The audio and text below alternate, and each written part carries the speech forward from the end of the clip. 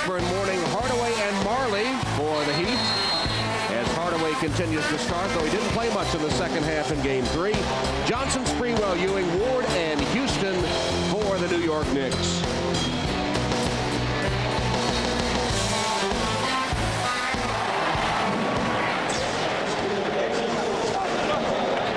And there is Tim Hardaway. Of course, he missed the opening round series with the Pistons with a foot injury and was able to play in this series, but not always effectively. And it was Anthony Carter that had most of the minutes in Game 3. And Jamal Mashburn continues to be a force in the playoffs, redeeming himself from poor playoff performances in years past.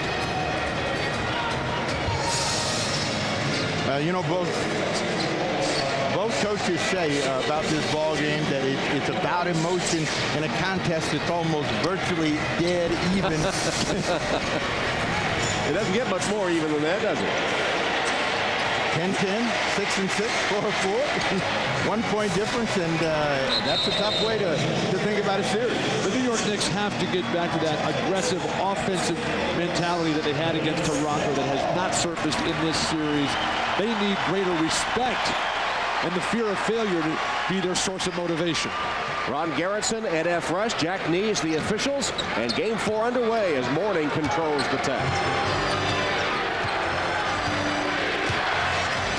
Hardaway backing in against Charlie Ward. Ward has been an unsung hero for the Knicks in this series, especially in their win in Miami in Game 2. Mashburn for three.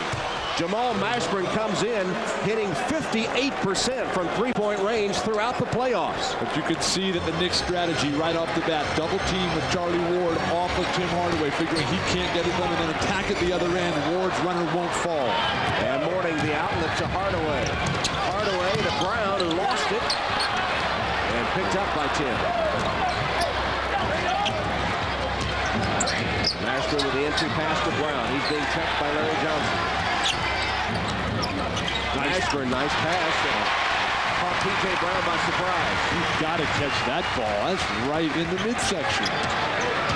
They're giving Charlie Ward chances to be an offensive player today, and we'll find out whether he's going to be as good as he was in Game 2 and 3. But it's critical that they attack Hardaway and see exactly what he has and whether he's going to be a factor in the game at all.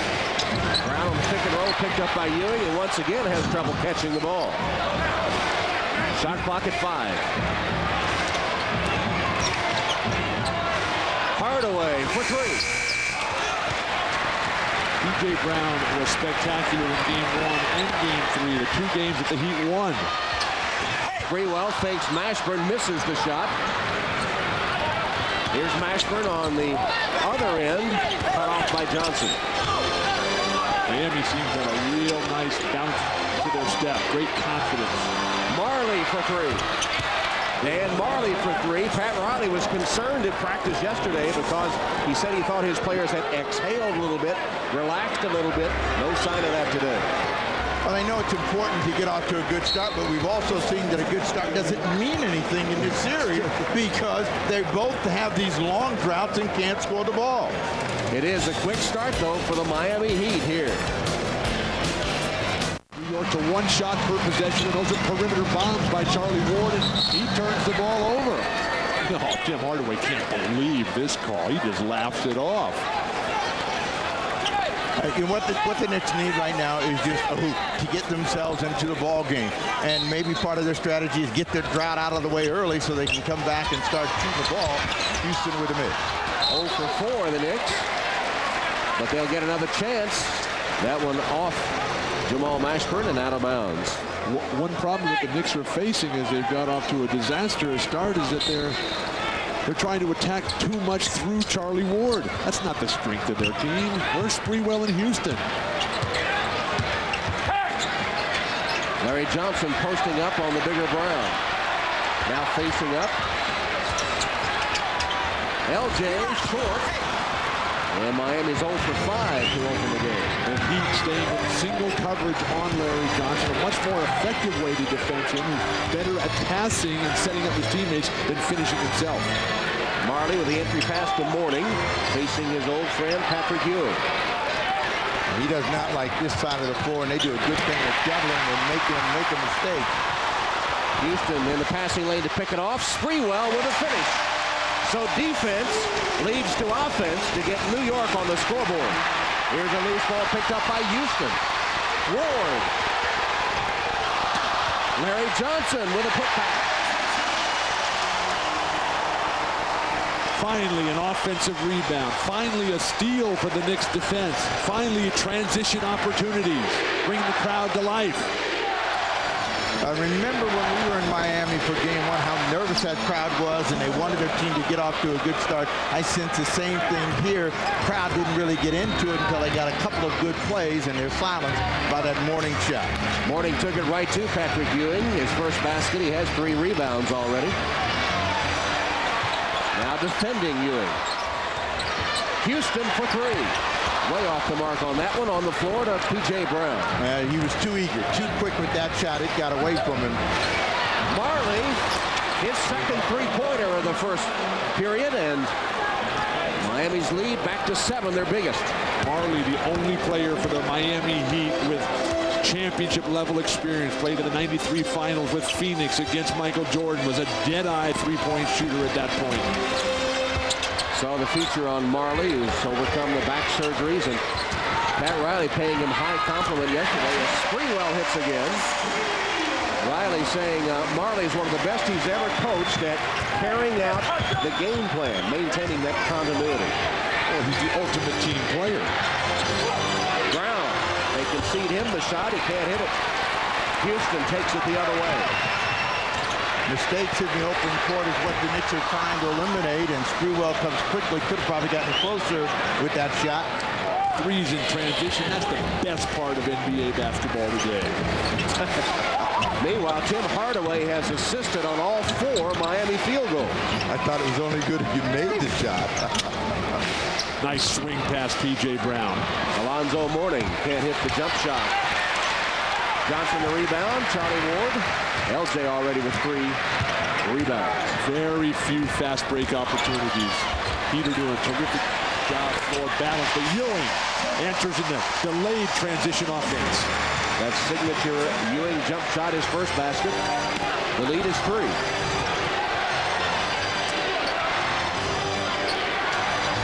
Ewing went for the steal. Mourning finds the open man. Marley misses that 3. And Allen Houston another rebound. Jeff Van Gundy pounding into his players' heads.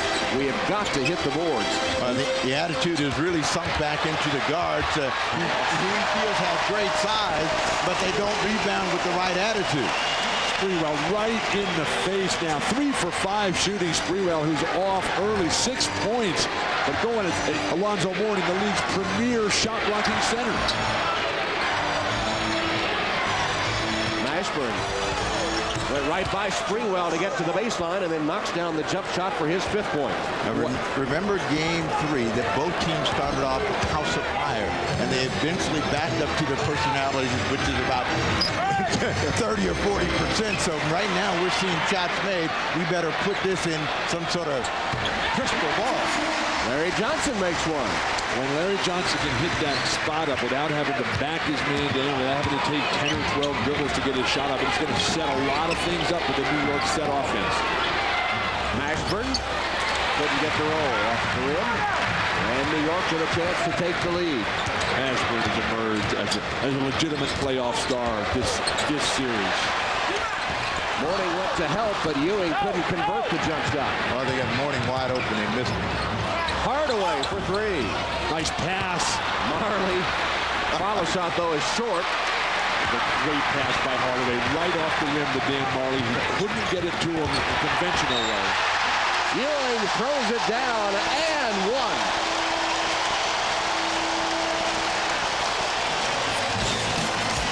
Latrell Sprewell making it happen on the pump fake. It's right by Dan Marley. Nothing that Alonzo Mourning can do about it. Well, Larry Johnson has not been as good in the other games as he was in game 1, but he gets his first chance to score. And Patrick Ewing showing that he can still run the floor, and with 2 hands, brings the crowd to their feet. Back at the Garden where the Knicks have taken their first lead. And let's check in with our sideline reporter now, Jim Gray. Jim? All right, thank you, Tom. Well, the team that has won Game 3 the last 2 years in this series has gone on to lose Game 4. So we asked Pat Riley if it's normal for his team to have a letdown after a big victory. Yeah, it is normal. Yeah, that's being human. But you know what? If you want to be human in the playoffs, go to the museum. Exhale at all those wonderful statues and Michelangelo's and stuff. I mean, you're on the Garden playing the Knicks here, okay? And you're in a warrior type of environment, and you got to play like warriors, and you don't have time to exhale here.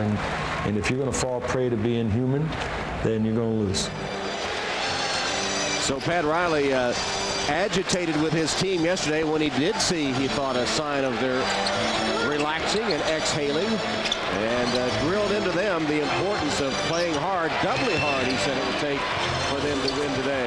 Tim Hardaway is off to a good start. He did not really get into the Game 3 offensively, so he is at least making an effort to get some shots in the air, and for him, that's a huge sign. But there's also that fine line that Pat Riley sometimes crosses when the team is so tight, when the team is so focused that it's all about effort. This is a game. This is about poetry. This is about teamwork. This is about human personalities coming out to perform. You got to be able to come up from being down. I never thought I'd heard you say this is just a game. A simple game to be played. And that players make plays, plays don't make players. Marcus Camby makes his first appearance in the New York lineup.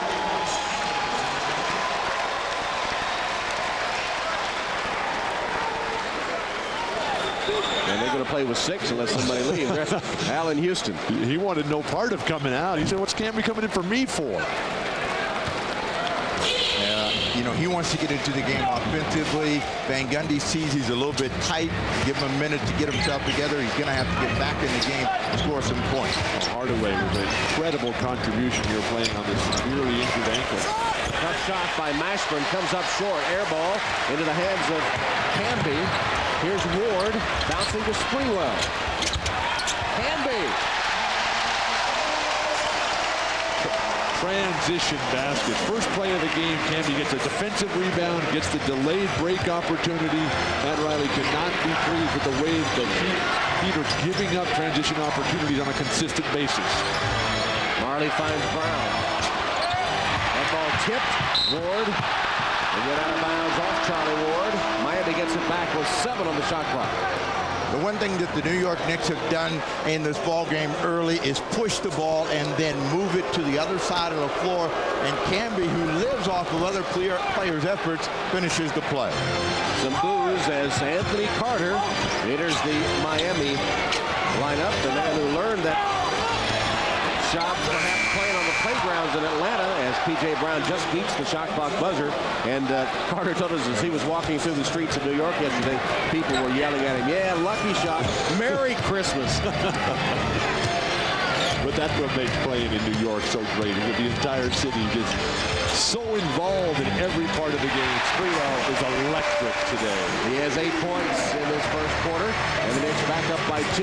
Sprewell's hit 4 of his 6 shots. Carter had on a bright yellow shirt yesterday, so he couldn't be mistaken. And I think he wanted to just stick it to the people here in New York. He took himself a nice long afternoon walk. Morning, double team. Carter leaves it again for Brown. He's blocked by Camby. Mashburn beats the shot. No, he did not beat the shot clock. No basket. Now, Pat Riley will live with the effort. They got it right at the rim. Timeout with New York leading Miami by 2.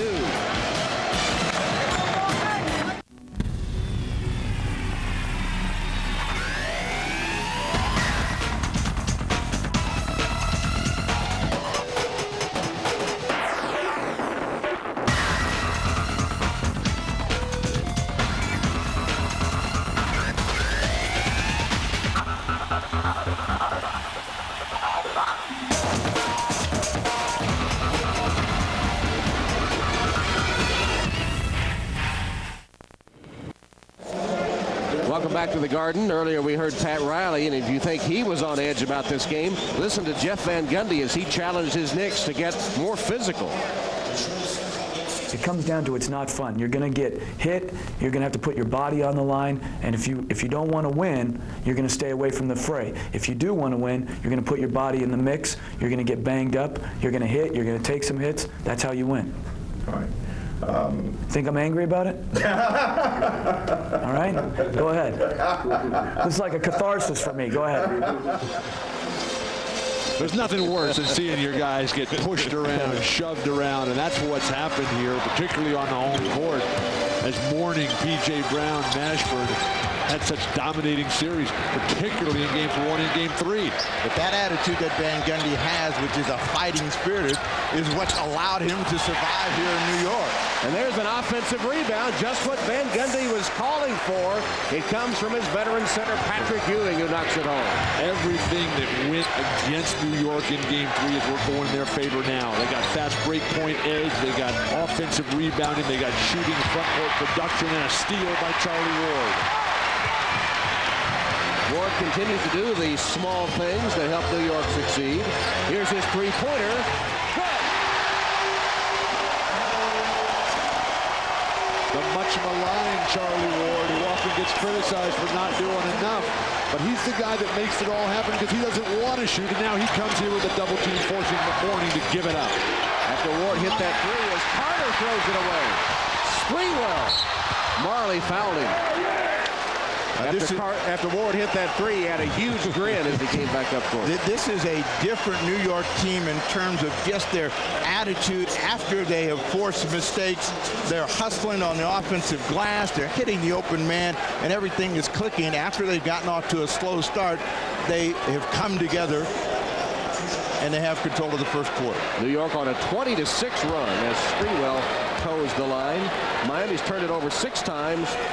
And New York has not turned it over yet. Log on to MSNBCSports.com and click on Showtime Online for in-depth playoff coverage, commentary from Isaiah Thomas and Bill Walton, special features including Matt Gukas on whether this is the Pacers' best chance, Steve Jones on the title drive by the resurgent Blazers. That's all at MSNBCSports.com, the official website of NBC Sports. Did you see where MSNBC.com won a Webby over the weekend? Yesterday in San Francisco, the award handed out. Congratulations to the entire staff of MSNBC for the Webby. Morning from Carter. Second bucket for Alonzo Mourning. We're in the final minute of the first quarter. You know, whenever Riley gets in trouble, they start to try to find Mourning. So when we come back to the second quarter, let's see if he gets chances to score the ball. Sprewell is so aggressive offensively, and that's a great sign for New York. A rare miss for Latrell in this first quarter as the Heat set it up. Carter penetrates, and another circus shot. This one also goes in. Left hand, falling away from the basket, makes it a 5-point New York lead. The halftime score in Game 3 was 37-36. Superior offense this afternoon as teams have loosened up and got a lot more assertive. Bill, don't get carried away. These are the Knicks. The last game was 68 at the end of 4. An offensive foul called on Latrell Sprewell. That was great defense. First turnover by the Knicks. Latrell Sprewell, who's been able to go by Marley at will throughout this first quarter. Finally, Dan anticipates the right way. Picks up the offensive foul against Sprewell. And Kurt Thomas is set to come in for the Knicks. He'll replace Ewing.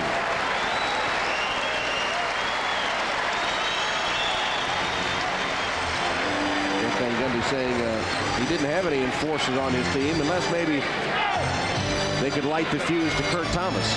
Well, you know, Thomas is a strange character, and every now and then, I totally disagree. Every now and then he's going to do something strange. We've only got 7 seconds. I'm just coming out. That's an incorrect statement. Johnson with the foul. They had a foul to give. 4.2 seconds left. Larry Johnson doing the little things, denying Mashburn possession so that he can't be the hero as we come to the close of the first quarter. as the quarter comes to a close. That shot was no good by Carter. So Latrell Sprewell was the man that the Knicks needed to get on track, and he responds with 10 points in the first quarter today in Game 4. At the end of the first period, New York 26 and Miami 21. You're watching the NBA playoffs on NBC.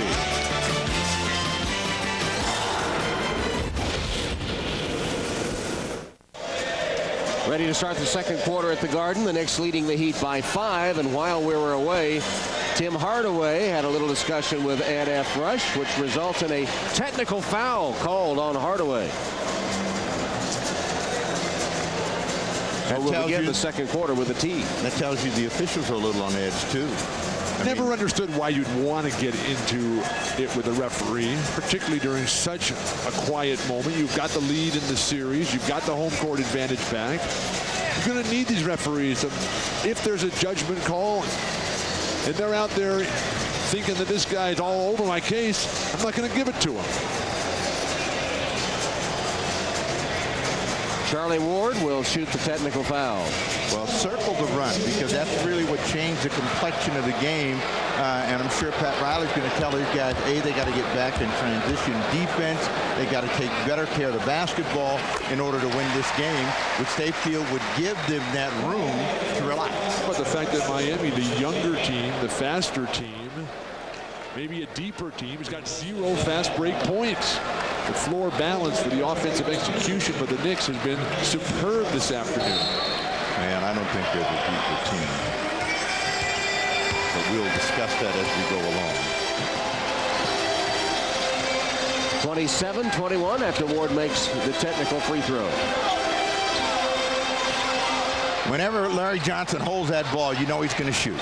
And you can almost predict when he gets it. If he takes it, pass it, move it really quickly, but when he gets it on that side of the floor, he's going to shoot. You got to be thinking about rebounding on both teams. Alonzo Mourning has been thinking about rebounding, 5 already. Weatherspoon, who had virtually every shot attempt blocked by Marcus Camby in Game 3. A runner by Mashburn, no good, and then Camby knocks it out of Mourning's hand. Houston to Ward, looking inside for Thomas, but thinking better of it. Miami's not double teaming Larry Johnson. Knicks are standing around waiting. That's hurting him. Houston double team momentarily. Good defensive rotation. Thomas misses the shot up against the clock. And the rebound to Brown. P.J. Brown's numbers have skyrocketed. He's a result type player. He's a statistical player whose numbers come. Oh, Kurt Thomas banging Alonzo Mourning away from the ball. But when Mourning is on the defensive prowl, that allows P.J. Brown to get his rebounds. Inside now, Alonzo Mourning working for the deep position. Kurt Thomas outsized by Alonzo. The Heat had an early 7-point lead, and the Knicks have gotten one, but we know that both teams will go through stretches where they can't score, and this is a big chance for the Miami Heat right here to start some offensive momentum inside the Mourning. 3 seconds. And a 3-second violation is called. Miami turns it over again. That's the 7th turnover compared to only 1 by the Knicks. Where's the offense going to come from New York? Larry Johnson is not hot this afternoon. He's Allen Houston all on his shoulders with Sprewell on the bench. Houston didn't score in that first quarter, so let's see if they get him going. That's a tough shot. You spin all the way around the wrong direction and still nothing but net. Allen with his first field goal. He's 1 for 4. New York with an 8-point lead. Now the scoring becomes frontline dominated and led by Mourning, but they get another turnover. Mourning a travel. They're not giving Alonzo Mourning any space, and Pat Riley is very upset about how Miami is getting into their offense. You've got to give him room if he's going to make those moves to keep the outside guys from flicking in with those long arms that the Knicks perimeter defenders have. 8 Miami turnovers. Running the same play for Houston. Ball away shot short this time. Carter in a hurry for Miami. Bruce Bowen into the game for the Heat, running the floor, now getting the pass and driving on Houston. He'll shoot 2 free throws as Allen Houston commits his first foul. Houston. We've got a timeout with 9:39 left till halftime. An 8-point New York lead. The NBA on NBC is brought to you by Brewery Fresh Budweiser, the official beer sponsor of the NBA. By Chevrolet Trucks, the most dependable, longest-lasting trucks on the road. And by the motor oil that provides maximum protection. Castrol GTX. Drive hard. Back in New York, Tim Hardaway has taken his left shoe off. Of course, he's had the bad sprained left foot for some time. It is giving him some trouble. He has considerable pain. He re-aggravated it in Game 3. Now, Tim Hardaway said before the game he was going to come out and see how long he could go. During that timeout, he told Ron Culp he thinks he can put his shoe back on and will return to the game, but they're just going to play it by ear and see how it goes. Tom? All right, Jim. So Tim Hardaway got off to a good start, assisting on Miami's first 4 field goals and hitting one himself, but unable to go any further, apparently. It's just so very tough for Tim. He's one of the great gentlemen this game has. When you have to take your shoe off, that means it's just burning too much. And you wonder about his status for the U.S. Olympic team later this year in September in Sydney. It's the first 2 free throws of the game by Miami. And the lead is 6. Otis Thorpe into the game for the Heat. Mild-mannered Allen Houston was on fire about the non-call he'd gotten the previous time down the floor against Bruce Bowen, and then he got nicked for the foul, so he talked his way into this chance to get to the free throw line, because normally he's not a guy that complains, and with the contact that we've seen, not a lot of contact on that Houston effort. Great offensive players, as soon as they see the guy lean in, as soon as they see the guy exhale, they know to just get that shot up, initiate the contact.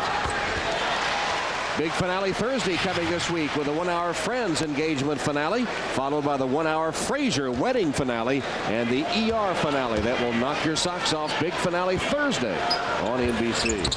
Allen Houston, who called home to Louisville to speak to his mom Alice today. His mom had been in New York seeing her granddaughter earlier in the week.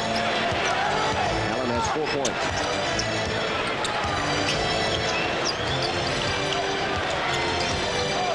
The Knicks are going to have a real good time of making the Heat work against the clock. P.J. Brown over the top. I mean, they've got guys out there now that need help from one another in terms of offensive execution to get a shot, and New York should really be aggressive at the point of attack. The Knicks are the shortest team in the NBA. P.J. Brown exploiting Larry Johnson just being 6'5". Kurt Thomas. And Otis Thorpe has it for Miami. And Gundy realizing the offense is sputtering, coming quickly back with Latrell Sprewell. Weatherspoon against Camby. In Game 3, he continually challenged the 7-footer and continually ate his shots. So he's going to try it from outside. Can't hit there either. What is the record for most shots of your own getting blocked in a game? I think he challenged that, Clarence Weatherspoon. Well, one thing he did was put a real stick in his head about really coming inside. The strength of his game is inside and not out, and Camby's got him playing deep on the perimeter. Chris Childs at the point for the New York Knicks now. Allen Houston bumped as he tried to make a cut. Sprewell. This is a tough matchup for Weatherspoon. Who fouls him? Clarence with his first foul. It's just not a good lineup right now for Pat Riley if Sprewell and Houston are going to be so aggressive on the offensive end. First foul on Weatherspoon. Who's going to guard Sprewell? Well, Jamal Mashburn is back in. It will likely be Mashburn that has the defensive assignment, as he has much of the series on the trail. Bruce Bowen has done a good job of getting into Allen Houston's head. During that first free throw, he spent the entire time talking Japanese about the guy holding it and grabbing him, and we'll find out whether he gets any relief. 2 for Sprewell. But watching Bowen and Marley and their defensive wizardry against Houston and Sprewell has been beautiful. Childs Childs with a little backcourt pickup of Carter, taking some time off the clock. Bowen fumbled but recovered. Now Mashburn, low post against Sprewell. Shoots over him, got the roll. Mashburn exploiting his size advantage on Sprewell. He didn't get inside in game 3. They kept him out on the perimeter. He had a tough day from the field in terms of making 2-point field goals. He was 4 for 4 from 3, all in the corner. 7 points in this game for Mashburn as a holding foul call on Anthony Carter, checking Allen Houston. The offense for the Heat has to come right now from Jamal Mashburn. With Anthony Carter having trouble advancing the ball against Chris Childs. With Bruce Bowen not being the smooth, efficient ball handler. Oh, Sprewell can't get the quick jumper to go. Thomas tapped twice before the Heat can recover. Just over 7 minutes left till halftime. New York leads by 6. Look back on last year's 5-game series. It was really only one close game, and now a 6-point lead is about as big a lead as you'll see. Me last year it was 15, 18, but nobody can pull away, and it's because they know each other so well and because they're both jump shooting teams that they go through stretches where they just don't get baskets. Chris Childs committing his first foul as Carter sinks the free throw. Coming up next, must-win game for the old folks, Karl Malone and the Jazz, as they face the Portland Trailblazers. And in our late game, Shaq, Kobe, and the Lakers try to keep rolling against Penny Hardaway and the Suns as our NBA on NBC playoff tripleheader rolls on. Timeout here at the 7:07 mark, second quarter, with New York leading Miami 33-27. Happy Mother's Day, Mom. Hey, Mom. Happy Mother's Day. Mother's Day greetings for Cindy Van Gundy from opposite ends of Madison Square Garden this afternoon. Jeff Van Gundy, head coach of the Knicks, and his brother Stan, a Miami assistant. And with another mom on this special day, let's go to Jim Gray. Indeed, that's right, Tom. I'm now joined by Mrs. Helen Mashburn, Jamal's mom. Now, you drove your son all those years to all those practices. Now here on Mother's Day, you get a chance to watch him. You advise him quite a bit. What have you told him about today's game? Well, that's all. Oh, what did I tell him? I just told him to have a good day. Have a good day. Big Yankee fan, wasn't he, growing up? Was he more into baseball as his son growing up? He was into more to baseball. You allocate the tickets there, and he told you if you don't come during the regular season, you can't come in the playoffs. Is that right? Yes, he did. He did. We're glad you're here. Enjoy the day. Nice to see you, Mrs. Mashburn. All right, Tom. All right, Jim. Well, Helen is a woman of few words, but according to Jamal, when it comes to allocating the tickets, she is one tough customer. And if you didn't come to see him in the regular season, you can forget about coming to the playoffs. Allen Houston footwork is just exquisite.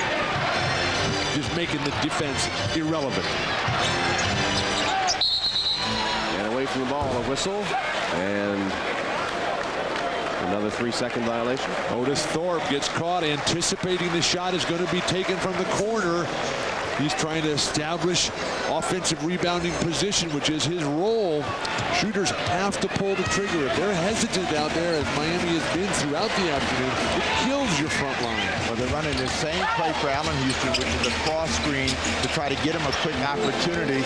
This time they switch, and now the Knicks are playing against the clock. Canby. Otis Thorpe hauls it down. Miami's been plagued by 9 turnovers here in the first half, and New York really taking care of the basketball. Only one miscue. That was an offensive foul by Sprewell. But Miami's right there. Kurt Thomas and Marcus Camby, as Otis Thorpe knocks down the nice jumper. Camby and Kurt Thomas normally very productive for Van Gundy. Have not brought it this afternoon. 4-point game. New York's lead has been trimmed to 4. Marcus Camby. Bad looking shot on his drive. The Knicks are in one of those stretches where they're not scoring the ball. Alonzo Mourning's going to get the foul as Riley comes unglued.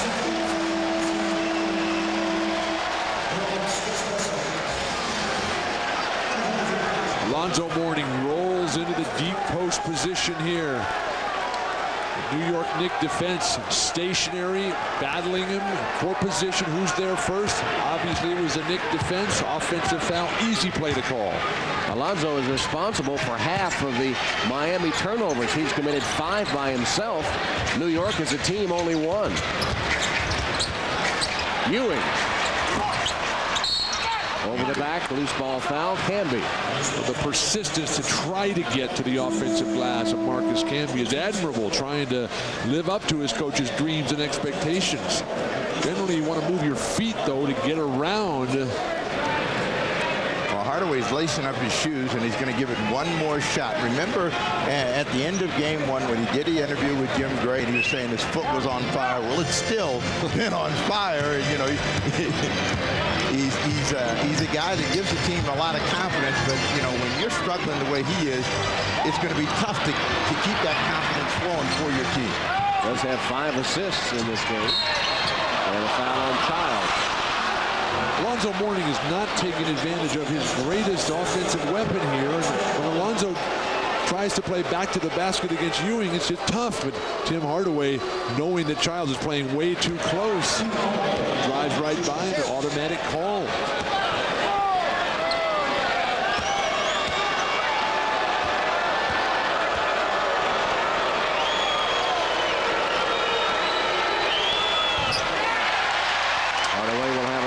The crowd has been relatively quiet here in New York, generally at a fever pitch from the outset.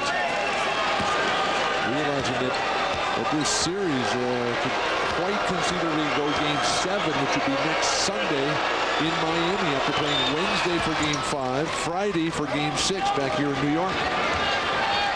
Miami's hit 5 of 6 at the free throw line now, while New York a perfect 8 for 8. The free throw line is what's keeping them in the ball game right now. They're not doing a great job of scoring turnover. Marley with a steal. Nice pass. Ashman whips it inside to Mourning, and the jump hook goes in. Good ball movement by Miami as they get sort of a secondary break. A half dozen points for Alonzo, and it's a 1-point game. Quick hitting plays for Miami. 3 guys involved. The big 3, the right 3. Sprewell double team, splits them with a pass to Childs. Chris Childs' shot no good. Marley hands it off to Hardaway. Miami a chance to recapture the lead. Mashburn alone in the corner calling for it. They don't see. Like the statue, he was standing over with his hand up, and that's the spot where he was wearing the three-pointer out from. 10 on the clock. They still don't see him. He's still there. Got to jump up and down and start yelling for it. Instead, Hardaway forces one, and then up against the shot clock has to heave it that way. Well, Mashburn, for 24 seconds, was standing alone in the corner, not a defender within 10 feet, and they never saw him. Hand in the air, begging, please, please, please. But again, that's the limitations that Tim Hardaway's playing under with those incredibly painful feet. He just can't move, he can't see, he can't create, he can't penetrate, yet he's still out there playing and effectively. He's all that bad. That's right, I agree. I mean, it's not a question. So you're saying that you'd rather have Anthony Carter in there? He can play. Right now, if Tim Hardaway is suffering from all the ailments that you say, and that last shot indicated that he is, he's not helping his team. Larry Johnson as Anthony Carter gets a rest on the Miami bench. There's a near triple-double for Anthony Carter in game 3. New York still perfect at the free throw line, 9 for 9. As P.J. Brown comes in for Otis Thorpe. Tim Hardaway now trying to make amends with the referees after drawing the technical foul early. He's not talking to the one that gave him the tee, though. Well, you don't want to go back there. That's the guy you want to kiss and make up with. New York by 3. Turning face right here. You got the whole side to yourself.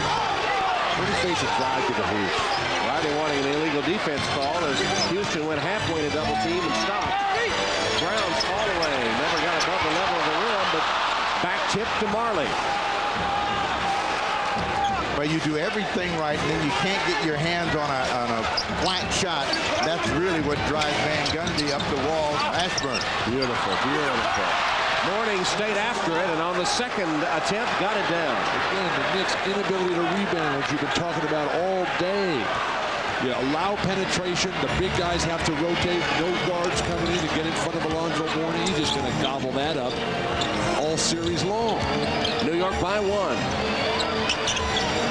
When Ewing gets here, he wants to come across the middle. He wants to go one-on-one, and he's not going to give it up. Poked away by Mashburn. Give it up to the other team. Marley gives it back to Mashburn. Nice pass back. Mashburn misses the 3, but Marley with an offensive rebound on the long carry. The intangibles of Dan Marley. Every aspect of the game.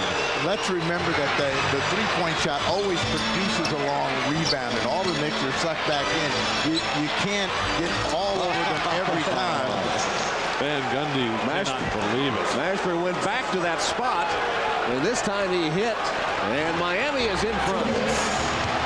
All the loose balls going Miami's way. Keeping the crowd out of the game, sitting down, no flag waving today. Sprewell with a beautiful baseline drive. Latrell has 14 points. Timeout, Miami. 1:44 left till halftime. And New York holding a 1-point edge. The NBA on NBC. Hi, everybody. Hannah Storm in New York. Coming up on Net Zero at the half, we'll hear from Utah's Karl Malone. We found the mailman in a reflective mood as his illustrious career enters into its final stages. I never forget it. It's just like, I think about it so many times. What if I would have went to another team and all of that? Imagine this. If supposing Malone and Stockton had played for New York, or had played for Los Angeles or Chicago, you know, we'd probably be erecting statues. And they'd probably be saying, who coached those guys? Where is he? Huh? What's his name? It was Layden. Yes. All right. Former Jazz coach Frank Layden and Malone remember how it all began for the player that many consider to be the best power forward in NBA history. That's coming up at the half. Let's return to the Garden and rejoin Tom, Bill, Snapper, and Jim. Okay, Hannah, thank you very much. And Karl facing what could be his final game of this season. And let's get an answer. If we look at his numbers, is he the greatest power forward of all time? No question. In my mind, there's no other power forward that has done what he's done. And it's going to be a long time before another guy comes down the road that passes him. How can you say he's the best? Just to be considered among the best is all you can say. No one can ever say he was absolutely the greatest. He didn't play against Pettit. He didn't play against Luke Jackson, Maurice Lucas, Kevin McHale. Meanwhile, Miami trailing by 1. The shot clock at 6 as the ball is knocked out of bounds. Back to Miami with 5 to shoot. You know, you talked, Bill, about the points that were scored in the first quarter. It was 26 to 21. Look at the scoreboard. And it tells you just how hard it is for a team to pull away and how difficult it is for teams to score points. 22nd timeout, Miami. Miami takes a 20. We'll be back to the Garden in just a moment.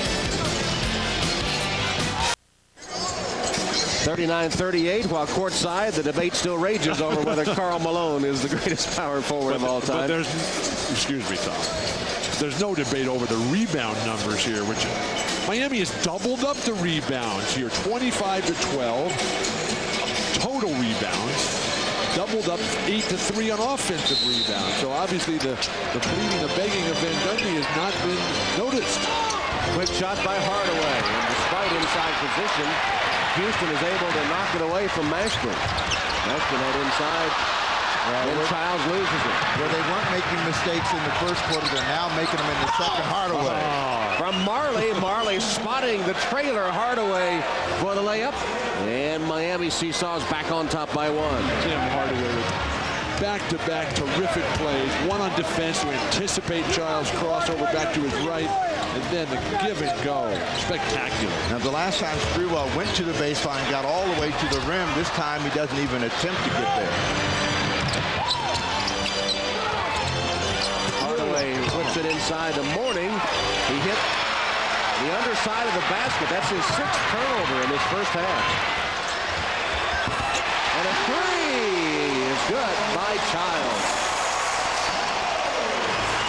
Well, as the backboard has come more and more into play, we have learned that all sides of the backboard, including the top and bottom, are still in play. Brown short, but back tapped by Mourning. The problem is a lot of P.J. Brown's shots, which are short and hitting on the limb, are coming back on the line drive. Rebounders aren't prepared for those, and then the long, deep shot is coming back to the Miami Heat. Knocked out of bounds by Sprewell. Miami gets it back. 7.8 seconds left in the half. Mashburn looks a little gassed. Charlie Ward. He's playing every position, every possession. Uh-oh, Chris Childs limping off. Just go straight to the locker room. Mashburn comes off the screen, guarded by Sprewell. 5 seconds. 2 seconds. Knocked away from Mashburn. And Mashburn knocked to the court as the horn sounds to end the first half. 8 players have scored for Miami, but none have crashed double digits as of yet. The leader, Jamal Mashburn, with 9, as Riley leads his troops into the locker room at halftime. Let's check in with Jim Gray.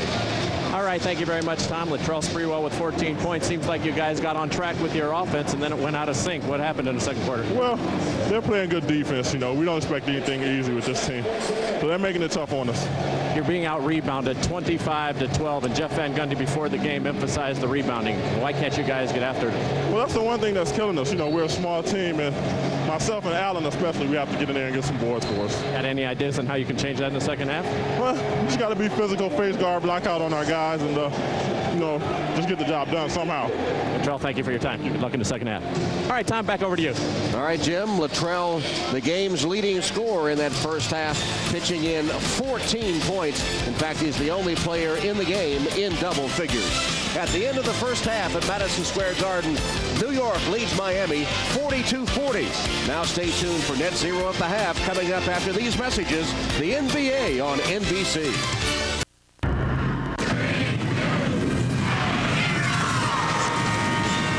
Welcome to Net Zero at the half. Net Zero, defenders of the free world.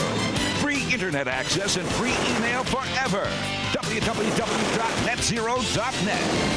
Halftime at Madison Square Garden, and, well, typically another tight ball game. The Knicks lead the Heat, but just 42-40. Hi, everybody. Hannah Storm back with Isaiah Thomas, Eddie Johnson, and Rick Pitino. And we were saying that the Knicks needed to come out and make this more of an up-tempo game, and they obliged. Hannah, the Knicks showing that aggressive style they displayed during their finals run last year, trying to figure out a way to beat this Miami Heat stifling defense. The easy way is to try to create turnovers and then push the ball and take advantage on the other end. They're doing it off turnovers, and obviously that was great rotation, as you just witnessed. But then they go inside to Alonzo Mourning, and the whole philosophy now is to double team him, but now they don't rotate, and P.J. Brown gets the easy layup. There's the difference in the two plays. Rick, I think when you look at the Miami Heat right now, with Tim Hardaway not being at 100%, the Knicks have to worry about Anthony Carter right now, because Anthony Carter is getting into the lane, he's penetrating, he's creating the three-point shots for others, and he's also making those nice, easy layups. Okay, but Isaiah, correct me if I'm wrong. Isn't the idea to take advantage of the fact that Tim Hardaway's not playing? You are absolutely right, Coach. How do you do that? When you look at it, I mean, if you're the New York Knicks, you got to go to the big backcourt with Sprewell and Houston. You got to injure Tim Hardaway out there. You got to force Hardaway to guard Sprewell or Houston. That big backcourt. We've heard a lot about it. All right, following the Heat and the Knicks, we'll have Game 4 of the Portland-Utah series. The Blazers looking for a sweep. It's been a frustrating series for Utah's Karl Malone, finishing his 15th season in the league. As Malone enters the twilight of a brilliant career, he reflects on what he's accomplished with the help of his first NBA coach, Frank Layden.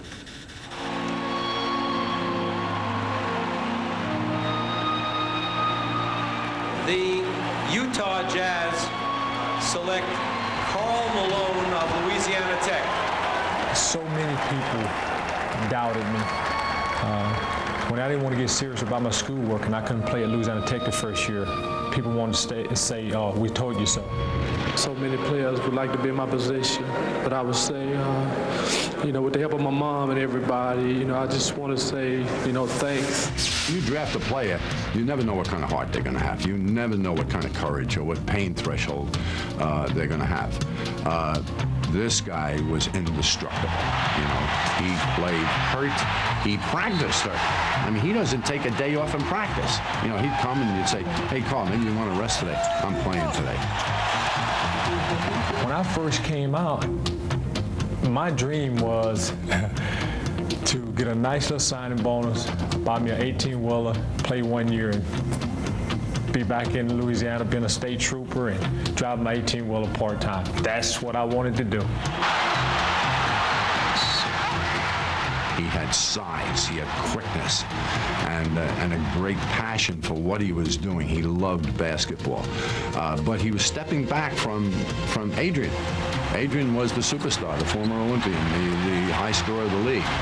And so his potential would not be met unless he was challenged and Adrian was moved on. Get down tough, come on!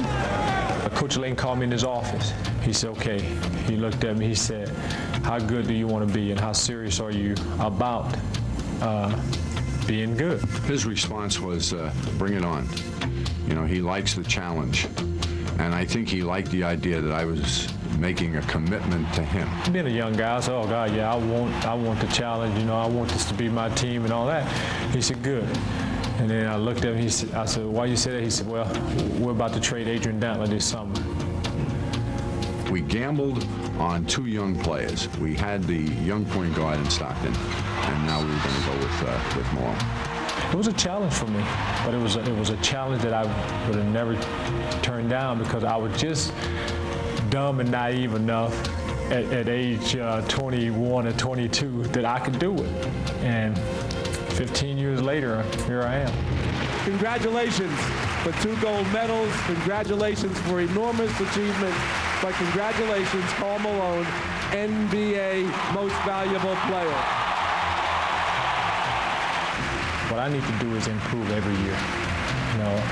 I want every year I come back, I want people to say, God, he improved a little bit more, or God, he did that, and that's been like what's been motivating me all the time. But it started with my training. In college, high school, college, the coaches was that old myth, don't lift weights because they throw your shots off and all of that. And I didn't believe it. Karl Malone becomes only the 3rd player in NBA history to score over 30,000 points. Congratulations, Karl Malone. You don't have to remind me how old I am. I realize every birthday I have every year. And I know I'll get older. I'm going to be 37 here coming up, July. You can't stop Father Time. And the way I'm aging, I love it. But you can slow it down. I think what I'm doing now, because I realize my career is coming to an end, is I'm making myself, savor the moment a little bit more now. While Karl Malone is trying to savor these precious playoff moments, he's well aware that his season could end today. Meanwhile, his longtime teammate Jeff Hornacek may be playing in the final game of his NBA career. The Jazz are looking to extend that career and to send the series back to Portland with a victory today. Up next, some news on the free agent front. Peter Vesey with some information on the Pistons' Grant Hill, and we'll update you on the fallout from yesterday's altercation in Philly between the Pacers and the Sixers. Okay, people, we got work to do. It's time to boogie. 5, 7, 6, 8. We take our job as NBA dance consultants very seriously. I need more. Like this. You have to feel the music. River dance. I used to be able to do this. Nice. I like it. Woo, get it up now, get it up. Are you guys sure about this? Absolutely.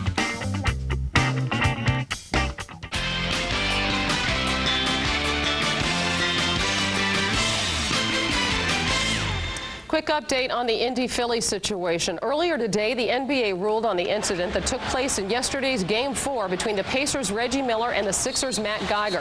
Following a second flagrant foul by Geiger, Miller went after him. A brief scuffle ensued. The NBA has suspended Reggie Miller for 1 game and levied a $5,000 fine. Geiger receives a 2-game suspension and a $20,000 fine, and the 76ers organization has been fined $50,000 and will continue to get reaction for you as the day goes on. Now let's switch gears and head back to Madison Square Garden and rejoin Peter Vesey. And Peter, a story you've been following all year, the potential free agency of Grant Hill of the Detroit Pistons. What's the latest? Well, initially, Hannah, I didn't think that Grant Hill would want to end his career as a Piston on the injured. You know, he broke his ankle. He was not able to play in the last game. But sources tell me that he's been calling around the league, calling not teams, but calling players on championship contenders and talking to them about coming to play for them.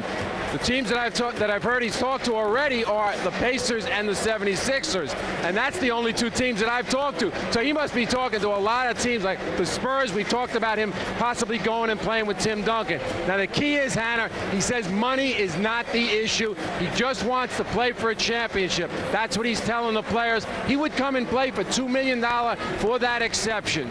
All right, thanks, Peter. And I think that Isaiah Thomas can back that point up. And you're close with Grant Hill. You know where his mindset is about next year. Well, Grant Hill wants to win championships. It's not about money for him in this league, as Peter pointed out. What he wants to do is leave a legacy. He wants to leave a legacy of winning. He's looking at a situation in Detroit. He's looking at other situations. But the most important thing to him, I know it's hard for people to believe, it's not about the money. It's only about winning. I mean, you're talking about a guy maybe playing for the league exception here, Eddie, a guy who has a serious injury. I mean, most people look for the security of a long-term deal, you would think. Well, as Isaiah says, Grant Hill is an exception, but most players definitely are not going to roll the dice here. They're going to take that opportunity to sign that long-term contract. But Grant Hill is different. He's making a lot of money off the floor, and he can make those type of decisions. For the majority of the players in this league, I guarantee they're going to try to go for the money first. How do you see this from an organizational standpoint? Well, right now, 28 coaches are making reservations to go to Detroit July 1. Matter of fact, on the break, I'm calling Mike Krzyzewski for some help. If that is true, so to speak. We won't go into any more detail. Isaiah, any indication as to what he would be looking at? I mean, is any team available at this point? Well, I think when you're Grant Hill and you're looking at this situation, every team is available. You just want to see where you can fit in as a champion. They're all available. How attractive are they? I guess that's what we should say. All right. Meanwhile, the Knicks lead the Heat by 2. We'll send you back to the Garden for the second half after these messages from your local station. This has been Net Zero at the half. Net Zero, defenders of the free world. Free internet access and free email forever. Call 1-800-DEFENDER. The NBA on NBC is brought to you by Saturday Night Live's 25th anniversary special. Tonight at 8, 7 Central on NBC. Halftime at Madison Square Garden, where the New York Knicks have a 2-point edge on the Miami Heat. New York surviving a disastrous second quarter where they shot only 27% and were out-rebounded 15-4, and yet New York clinging to that lead, helped in part by a 10-for-10 free throw performance in that first half. Tom, it's such a simple game if you can make your baskets, and when you do miss them, you go get the rebounds. But the Knicks are just getting killed. They're shooting under 40%, which has been the norm for them this series, and they're getting worse than doubled up on the backboard. So I don't know what they do right now. Jeff Van Gundy just has to be in an irascible mood right now. I don't know what that is, but all they have to do is score one more point than the other guy, and that's all they want to do. And that's the way this series turns out. They're it's winning. A team that, they're ahead. That's all they want to do. Van Gundy can be upset about all of the rebounds and everything else, but as long as they stay ahead and win the game, he'll be happy. All right, we go to the third quarter with the Knicks leading the Heat 42-40.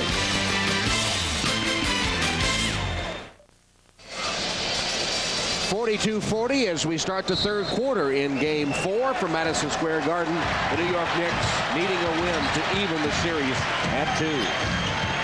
Desperately needing a win. Ray Johnson to Ewing. Ball fake, draws the foul. Alonzo Mourning.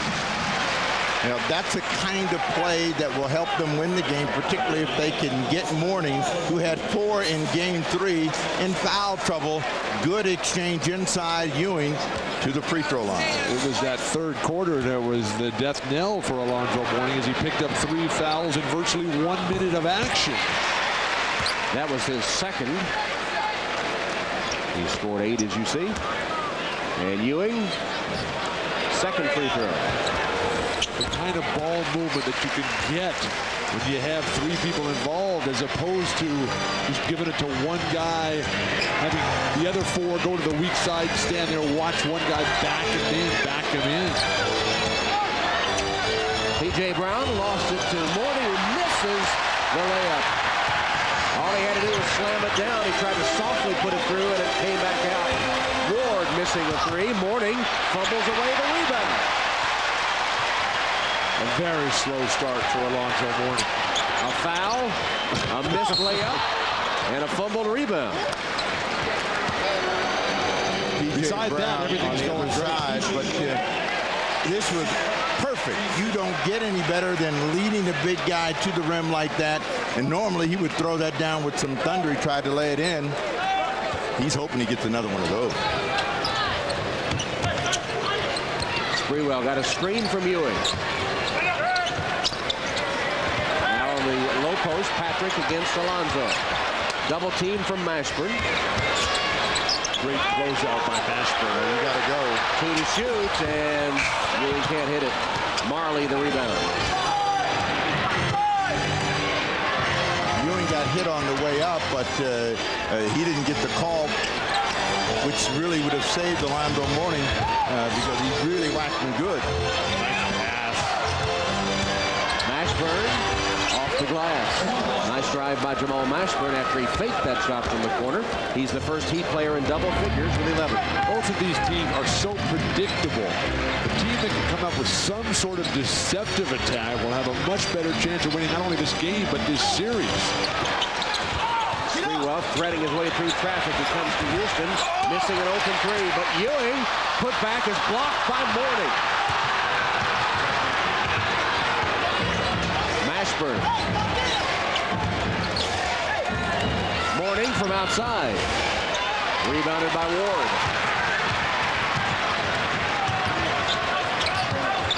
Imagine that the Knicks bench was happy to see Alonzo shooting 18-footers. Ewing, though, can't save it, and New York turns it over. Their 5th turnover of the game. Well, that's buddy basketball at its best, except your buddy doesn't help you out. Ward and Ewing are very tight. They run a great pick and roll, but Ewing muffs the handle right there because they had a good play going and a chance to score inside. What's happened to these centers' hands during the intermission? I think it was the allowing them to dunk in college. I knew something off the wall was coming. I set myself up for it. Mourning now moved in 5 feet closer. Alonzo nails it, and he has 10. But look how it affected Kareem Abdul-Jabbar, the greatest scorer in the history of the NBA. A guy who couldn't dunk in college and learned how to shoot, learned how to score. It wasn't just power game for him. Mourning, a bad-looking shot, bounces off Alonzo Mourning to Ewing, and he hits. Pat Riley on the sideline, putting his hands in the air, saying, somebody just grab a rebound. Stick a fork in it. Ewing has 11 points and 7 rebounds. Mourning misses, but P.J. Brown and 1. Working the offensive board, P.J. Brown. Overpowering Larry Johnson, just pushing him right in. Alonzo Mourning from straight away gets that jumper to fall. Then Ewing comes right back with a little jump hook of his own. Nice footwork to double team a little bit late. And P.J. Brown completes the 3-point play. He has 7 in the game. And Miami leads by 1. Now, P.J.'s normally more reliable with that jump shot. They've been giving it to him. He hasn't been able to score. A big effort there. And the timeout taken by New York.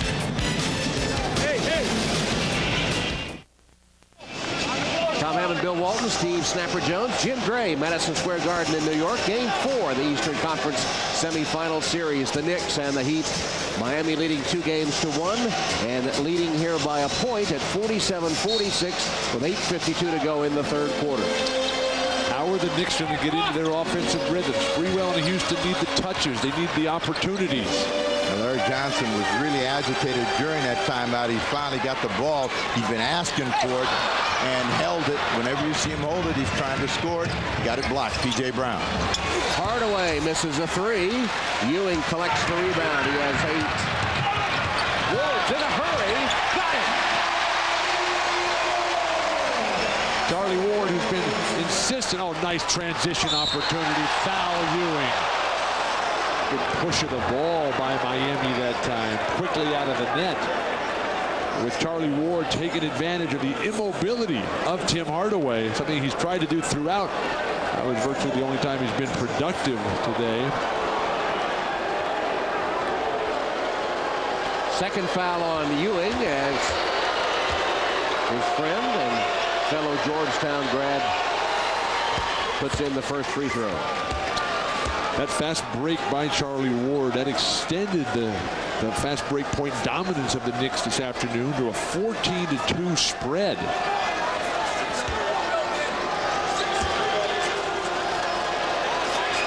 Mourning's second free throw could recapture the lead for the Heat. Front rim and through. 49-48 Miami. You ever get the feeling that this game is going to go down to the wire? Why would it be different from any of the others? Nice drive. Johnson for 3. Penetration and dish. Championship style basketball. The finisher Larry Johnson.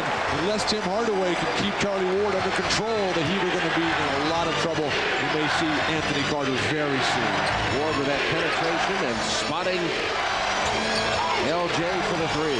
Mashburn cross court. Marley for 3. Tapped up. Marley got it back. Hardaway to Mashburn. Now they're going to get a trip on Charlie Ward. Ward fell down and trying to slide in. All caused by the fact that they're having to come and double team Jamal Mashburn. Maybe too far out to double team him. The leg tackle by Charlie Ward. He's gotten some football moves in this series, hasn't he? Done a very good job of it. The former Heisman winner. Mourning. This has not been pretty for Alonzo Mourning. Rough third quarter for Zoe, who picks up his 3rd foul of the game. Well, you know, Mourning's always a guy that's been willing to tap anybody that's in the opposing uniform going by. And on that cut, he just nicked Charlie Ward, but got caught. Was right in front of the officials trying to go to Allen Houston. They do go to Houston, and he responds with his first bucket of the second half, his 8th point of the game. Marley is playing as good a defense as you could possibly play. That's how skilled Allen Houston is. Marley telling us that Allen Houston is the toughest guy that he has to guard. Mismatch and see if they take advantage of it. Tough shot for P.J. Brown. Fall away after the behind-the-back pass from Mashburn. The one game that Miami lost in this series was the lost game for P.J. Brown, who did nothing. Houston using a screen to great advantage. The pass came at just the precise time, and he knocks down the three-pointer. He has 11. Everybody in Miami was looking at Pat Riley, and Charlie Ward spotted that and quickly just popped the ball to Houston for the score. Hardaway for 3. Offensive rebound, Alonzo Mourning. That's blocked by Ewing. Riley cannot believe that man. Freewell misses, and Marley takes it the other way. Charlie Ward hounding him. Marley holds up. That's what you call a home court advantage. Yeah, that looked like a goaltend all the way on Ewing, and no whistle. Deal, Charlie Ward. And off ground to New York. Inspirational contributions from Charlie Ward. 6:03 left in the third. Knicks lead it by 5. The NBA on NBC is brought to you by Sprite. Image is nothing. Thirst is everything. Obey your thirst. Sprite. By Ford F-Series. The best-selling trucks are built Ford Dove. By the irresistible taste that makes you say, did somebody say McDonald's? And by Hewlett-Packard, inventing new ways to live and work. Back in New York, Jim Gray at the Garden. The Knicks lead by 5 in the third quarter. Well, there was an incident involving Jamal Mashburn at the end of the first half. He thought that he was fouled by Latrell Sprewell as the clock wound down. There he thought he was fouled, and then right there, he thinks he's fouled. Goes down to the ground. No foul is called. Teammates try and help him up. Then they restrain him a bit, and then he kicks the table right there. On the other end of the table is Celine Roberts of the New York Times. During halftime, she was attended to after that accidental kick by Dr. Norman Scott back in the locker room of the Knicks. Her shoulder popped out. He examined her. Her condition right now is fine. However, her writing arm or typing arm is day-to-day, Tom. Selena Roberts, one of the brilliant journalists that covered this Knicks team for the New York Times, does a terrific job. Every player has a flat-out responsibility to maintain their poise throughout the time they're out there on that court. Inexcusable by Jamal Mashburn. Illegal defense call against Miami. You're sounding like he intended to kick her. I didn't say that at all.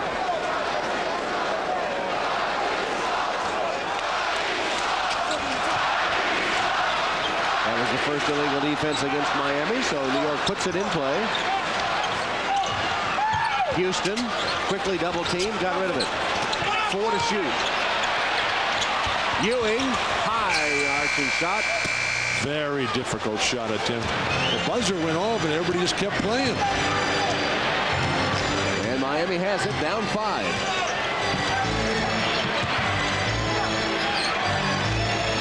This is a big stop for the New York Knicks in terms of keeping them from doing that. Penetrating, and Alonzo Mourning just blew by Patrick Ewing. Mourning, a much more effective player when he takes the ball to the rim instead of settling for the jump shot. And that's the first time he's done that this afternoon.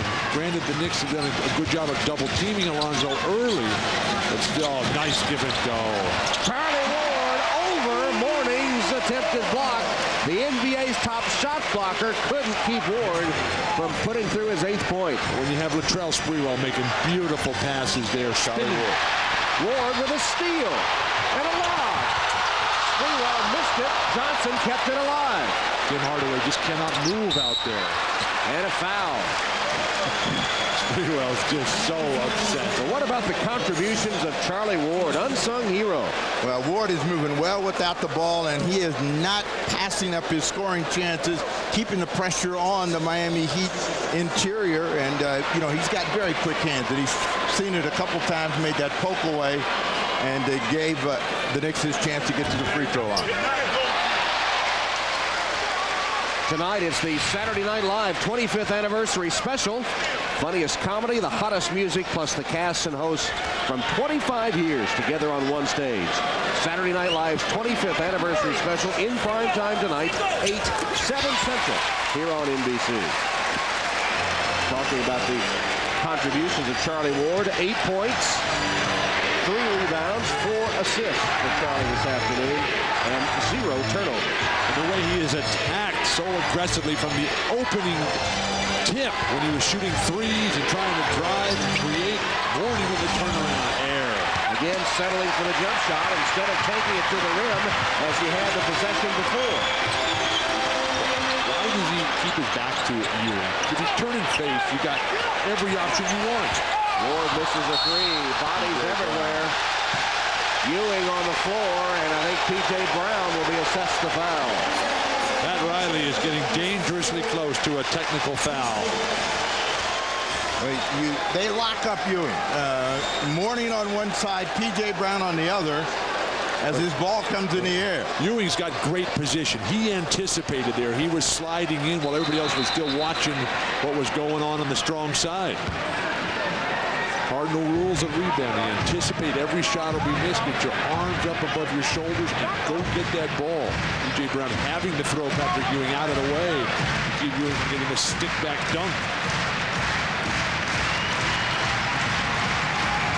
Marley anticipating with the steal and jams it home.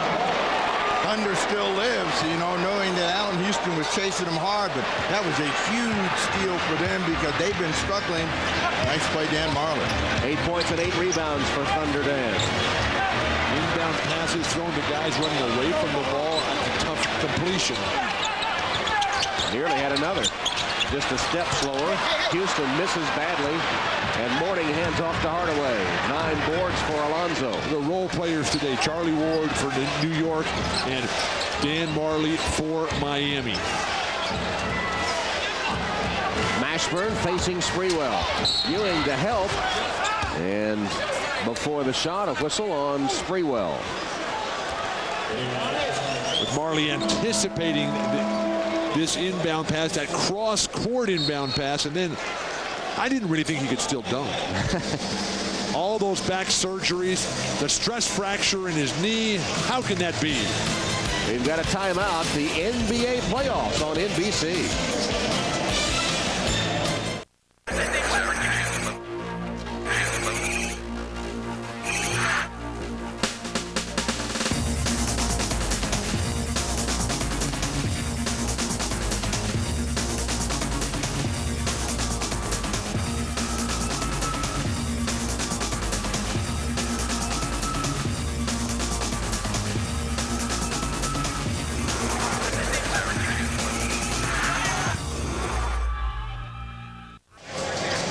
Back at the Garden, where third watch stars Anthony Rui Vivar and Bobby Cannavale with his son Jake are watching the action.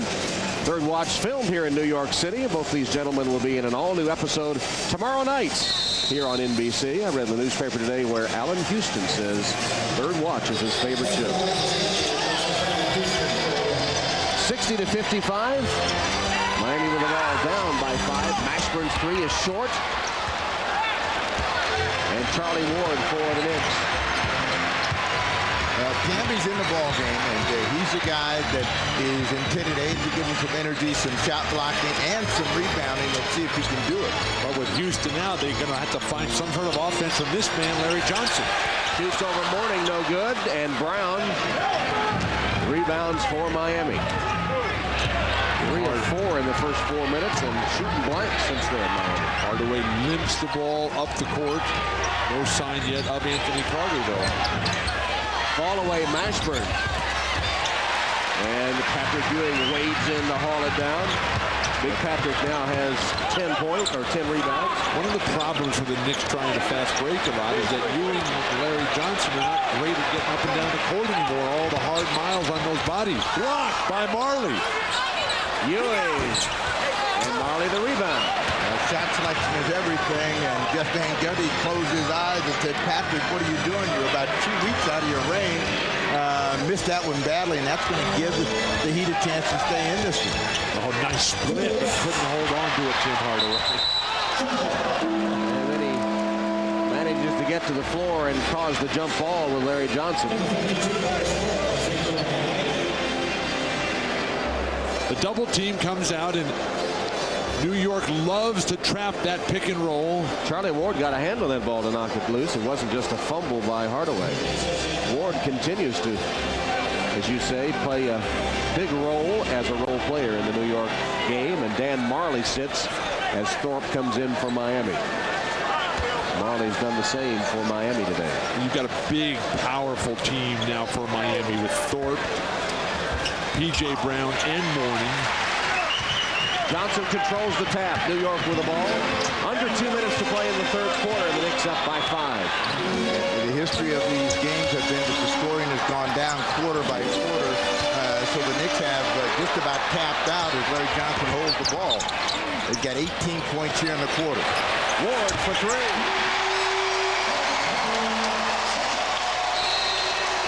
Timeout, Miami. Charlie Ward is the hero again, just as he was in the Knicks' Game 2 win. Timeout, Miami. 1:32 left, third quarter, 63-55. New York with the lead over the Heat, thanks to Charlie Ward. Ward wide open because the discipline, the patience of the Knicks offense.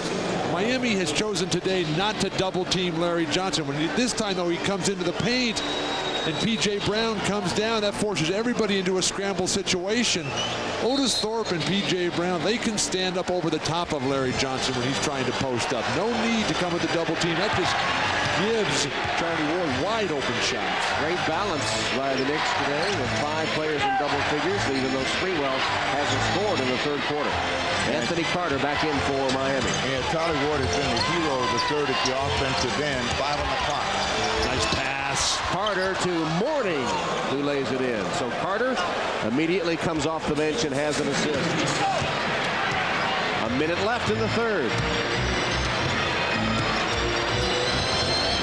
Knicks have their biggest lead of 8, trying to get back to it.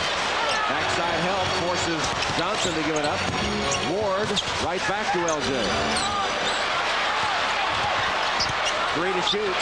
Ewing got it away and was fouled by Mourning. Oh, Alonzo bailed him out with that foul. Ewing shooting a 17-foot jump shot with the shot clock winding down, and Mourning bails him out. Never foul a jump shooter, particularly your own man. You're not going to block this shot. Right on the wrist. Keeps Patrick Ewing from getting the follow that can allow him to make that shot. The first free throw goes down, but Larry Johnson's passing has been terrific here in the last couple of minutes. Oh, right on the elbow. And Mourning has a nightmare third quarter, and that's his 4th foul of the game. 16 points and 4 personal fouls. He's put himself in the same position that he did in game 3 where he had to sit. But that's when Van Gundy said the Knicks didn't take advantage, didn't capitalize when he was out for that long stretch. There's the first missed free throw of the game by the Knicks. They had hit their first 15 before that Ewing miss.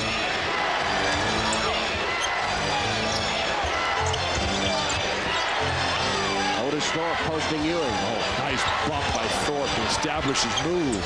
Missed the jump hook. P.J. Brown surrounded by Knicks, and Ward comes away with it. They'll hold for the final shot of the third quarter. When we first saw Charlie Ward burst on him, it's a nice over-the-top pass at Florida State. His intangible so present even then. LJ.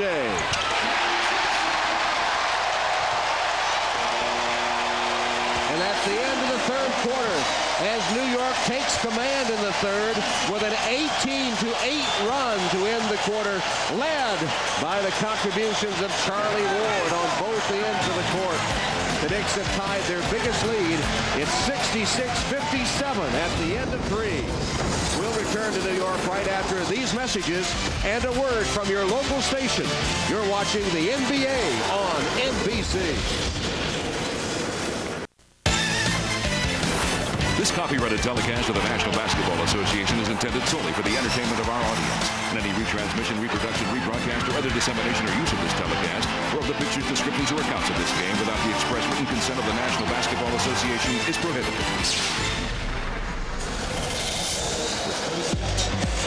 The Charlie Ward Show here in Madison Square Garden, flicking the ball away on defense, moving without the ball and finishing majestically at the hoop. In transition, everything happening for New York today, nothing for the Miami Heat. The ball movement resulting in great three-point shooting. Charlie Ward, indispensable to the Knicks' success. And Charlie, well, you've done a real turnaround, Charlie. Anyway, wait a second. How can you say that? Well, here's the best thing for Charlie Ward, in that he has gotten free reign. Remember, we saw Chris Childs limp off, and he may not be available, and Charlie Ward is playing with an attitude and aggressiveness that forces Jeff Van Gundy to leave him out on the floor. Start the fourth quarter with Otis Thorpe called for the offensive foul as Patrick Ewing takes the charge. Ewing moving so perfectly, in sync with his entire defense. Well, double team outside and steps over there and draws the offensive foul with the great flop. Well, Pat Riley wanted to know was he out in front of that line. You know, and was he still moving?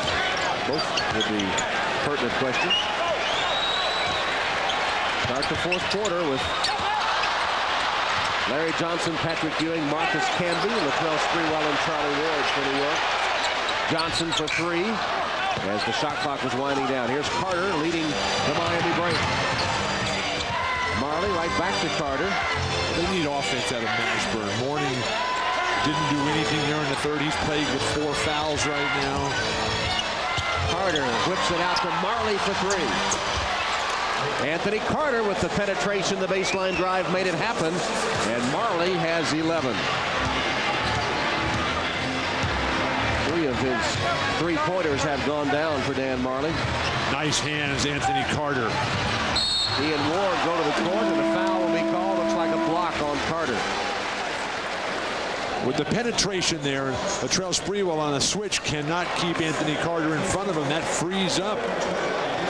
A great spot-up shooting by Dan Marley, who has that presence of mind to always keep moving when the guards are slashing in there. Was there any flashback on that play? Anthony Carter was underneath the basket that time. Why didn't they see if he could make that shot again? Ewing. It's too early in the game, Steve. Dan Marley rebound, and here's Cook running the court, and Carter spots him for the layup. Suddenly, it's a 4-point game. And who should be surprised by that? Oh, you mean that lead wasn't insurmountable? Houston for three.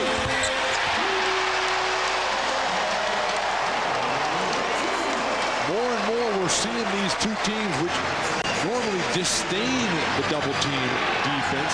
They're coming virtually every time to whoever has the ball in the post, and that's freeing up three-point shooters. Well, they'll take their chances on that shot. They are packing the middle on almost every drive, any kind of penetration. Carter gets the foul. Charlie Ward goes down, grabbing that ankle, grabbing that right ankle.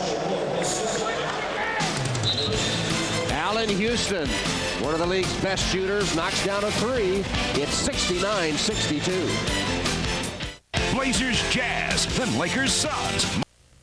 The NBA on NBC is brought to you by Cold Refreshing Zima. Zima, a few degrees colder.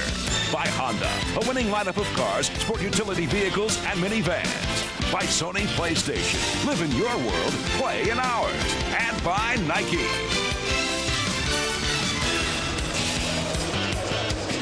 If you saw the halftime feature, you understand the mindset of Dan Marley. It's all about winning a championship and doing whatever you can to help your team do it.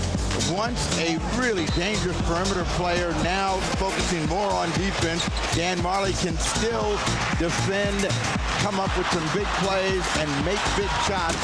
And that's what he's trying to do this afternoon to give the Heat a chance to win and go 3-1. Riley said he'll go to his grave with Marley. Pat talking Dan at one point out of retiring, and made a suggestion before this season that he lose some weight. Dan weighed about 240, and he was thick and strong, all muscle. He only had 7% body fat, and Dan sort of said, now, how am I going to lose weight? Pat suggested he come in at about 220. But sure enough, when training camp rolled around, Marley reported in at 220, and he says he feels better than he ever has, and taking some of the strain off that back, which has been such a problem for him. Well, generally, you lose weight by eating less, and Dan Marley is realizing that it's all about running. His wife was a vegetarian, was Dan's wife, which helped in the weight loss department. It's amazing how long Dan Marley's been playing. I mean, he was on the '88 Olympic team that lost in Seoul. He was a guy who come really out of nowhere. Small college in Michigan. Central Michigan is not that small, but not a basketball power. Canby hits the first shot. This is the 117th playoff game for Dan Marley in this 12th season. Time to remember, almost every school is small compared to UCLA. In more ways than one, Steve. Canby puts in both free throws. He has 4 points, but does not have a rebound in 17 minutes of play. Chris Childs with a bruised bone in his ankle is still out there for New York, coming back in at that last dead ball commercial. Rejected by Canby. Great closeout defense by Anthony Carter. Sprewell can't get anything going, but he does pick up a foul. Anthony Carter's trying to play him glove tight and won't let him go. Now, you tell me, as a shot blocker, is it a shot block? Or is it another home court advantage? That's what you live for. It's perfect. That just puts you're just setting up as a volleyball spike off the board. Sprewell drives baseline, misses the shot. Carter stepped in to intercept the pass. Leaves it for Thorpe, and he is fouled by Ward, or by Childs. Childs preventing the transition basket. And will put the Heat on the free throw line. So you can see the one thing that Anthony Carter gives the Miami Heat is the ability to cover ground and very quickly gets back in the passing lane, pushes the ball up the floor, and Thorpe pulled off the shot. But this is a team, Miami, that doesn't run a lot. They don't have guys that push it up and down the court and have that mindset of we're gonna beat our opponents individually. Anthony Carter, because he is so young, just getting started in his career, he's still thinking this is about sprinting up and down. This is about using my speed, my youth, my exuberance. He was real exuberant the other night. That's not the kind of game you come down easy from. Big carryover. Even though Carter's numbers haven't been as spectacular as they were with the near triple-double in Game 3, played very well today. Well, one thing they've got to do is get Childs to be as aggressive as Charlie Ward was. Kurt Thomas inside. That was too easy. Thomas just went right around Otis Thorpe and reversed it through. But Childs plays a very controlled, team-oriented game. Not going to try to force anything, with the Knicks comfortably in control now. There's no comfort zone until the game is over. Mashburn. Jamal Mashburn has 13 points. You know, the Knicks were up by 4 in that overtime, and they thought they had a comfortable lead, and they ended up losing. And so there's 8 minutes of time left in this game. They know they need more than this, Houston. This is the runner, but Thomas an offensive rebound. Houston calling for it. There's the skip pass to him. Three-pointer good. Pat Riley says enough. We can't control our own boards. Kurt Thomas, an immediate contribution off the bench for Jeff Van Gundy. Houston was calling for it, and with a pass game, he put in another three. He's hit 3 of 4 from three-point range. NBA Playoffs 2000, Game 4, the Eastern Conference semifinal series between the Miami Heat and the New York Knicks. And in this Game 4, 8:01 left in the fourth quarter, and New York leading 76-68. There are the numbers on Allen Houston. After the slow start, he's been lighting it up. He's getting great looks. The three-point shot is there for Allen Houston. He's getting his legs underneath him. The ball movement for New York, as they have just been sharper virtually throughout. Pat Riley makes a nice play out of the timeout. What he wants to do is get a couple of more minutes for Alonzo Mourning on the bench before he brings him in to try to finish the game off.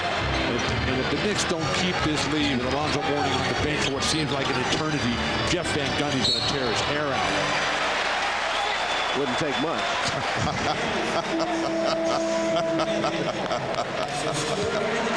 Sorry, Jeff. Mourning in the ball game as Dan Marley picks up the foul. And Riley was so happy with his team that they limited the Knicks to 64 shots in the Game 3 win. They've already exceeded that today with 66 as Houston misses. Put up and in by Marcus Camby. Kurt Thomas is doing a phenomenal job on the offensive glass. Going to get no credit. He's going to get slammed by Steve Jones, but this guy is really playing for the Knicks, Kurt Thomas. Did a nice job of pushing so Camby could get that rebound. Pushing, he was in perfect position. Anticipated, he jumped out of his shoe. That's how well he's playing. Kurt able to, he just said, forget the shoe. I don't need that. Now he's out of the ball game because he does, and they give him enough time to put it back on. Larry Johnson in the game.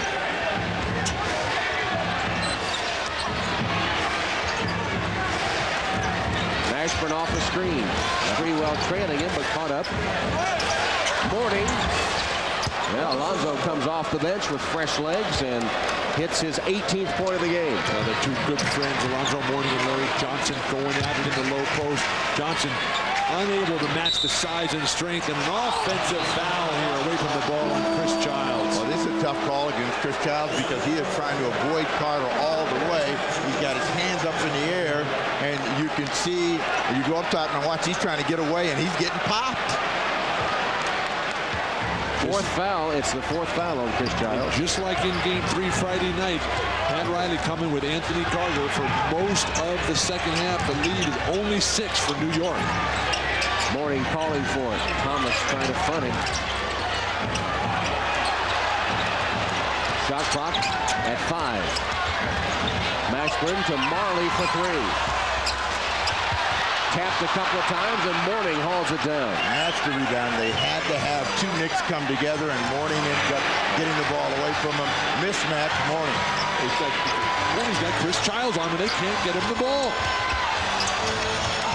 Mashburn fakes the 3, steps up, can't deliver. Oh, did they dodge a bullet that time? Because there's no way you shouldn't have been able to spot that mismatch. Or at least Alonzo be on the glass to grab that rebound. Should have just thrown Chris Childs out of the way.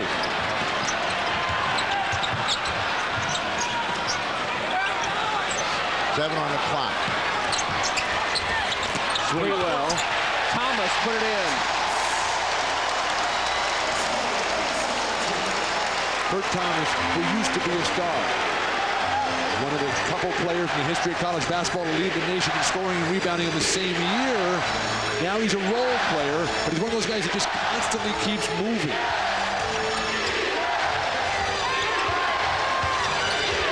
Mashburn. Mourning had trouble making the catch. And he's fouled.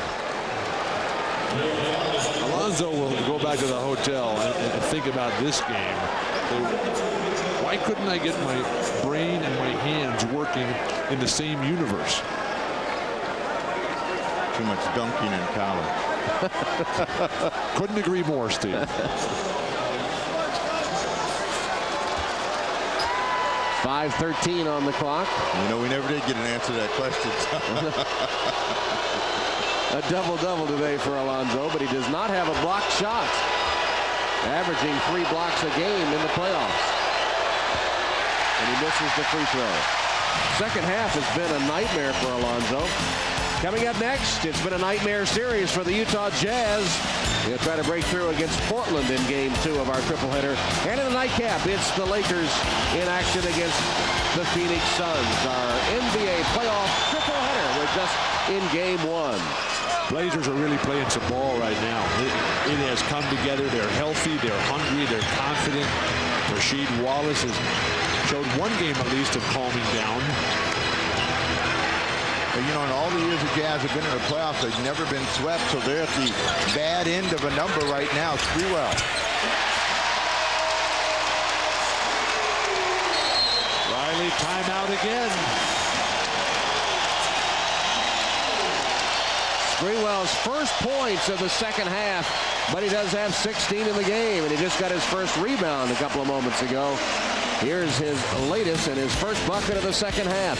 It pushes New York in front 82-73 with 4 minutes, 51 seconds left in Game 4. I'm Vlade Divac, and I'm a United Nations Drug Control Program messenger. Drugs infect too many communities around the world and rob people of their dreams. But participating in sports can lay the foundation for a healthy life. Playing basketball taught me the value of determination and teamwork. So don't play with drugs. Play sports and realize your dreams. This message brought to you by the NBA and its players and the United Nations.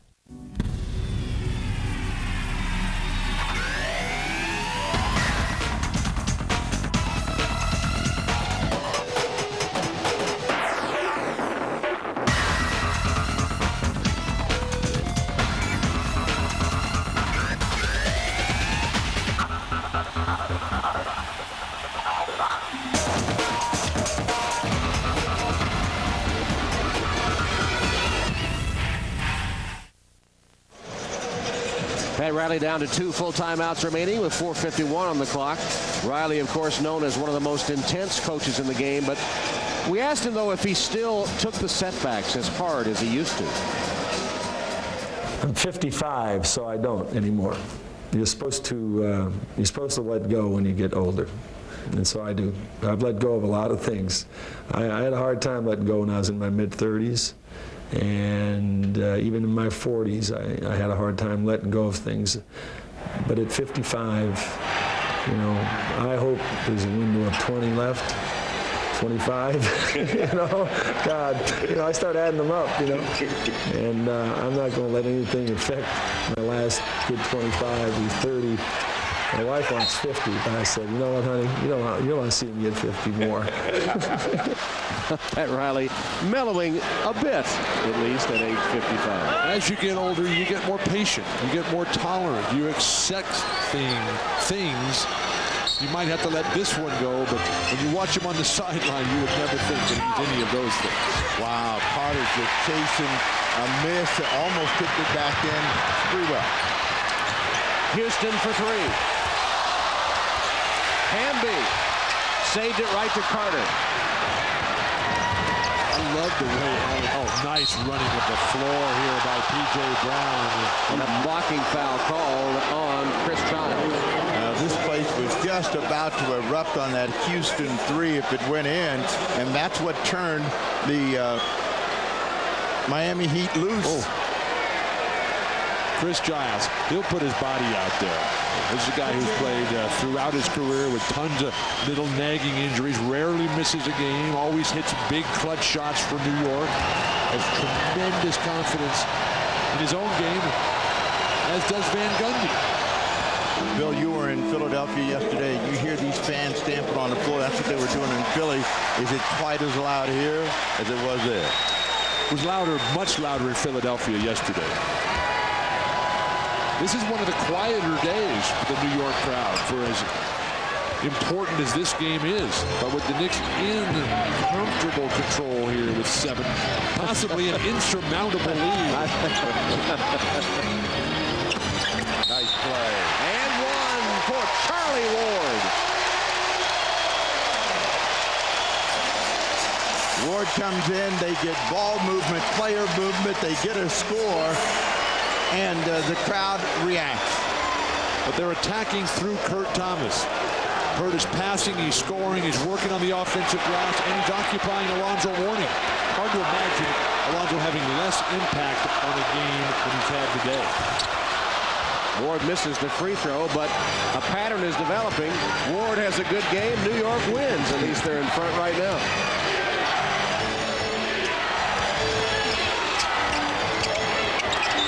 Alonzo Mourning and one, just like he planned it. Yeah, as he points to the heavens, we know that luck is still a story in the series. I think Carter taught him that shot. In the low post. 3, 4, 5 Knicks right in the scene there, but nothing or no one can stop Alonzo Mourning. Pat Riley said, we've got to grunt it in, and there was a grunt because he had no control of that shot. It turns out to be a 3-point play. If Alonzo Mourning had the shot delivery that Allen Houston does in terms of using his legs, he'd be a lot more effective.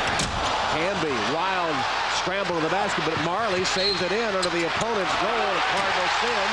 No basket there as Thomas and Mourning hook up.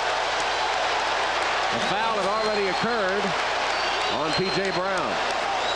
Mourning is saying, what is Thomas going crazy about? I thought the whistle was dead. See, he's not even involved in it. Kurt Thomas is the guy that's all emotional. The slam dunk, the hard foul.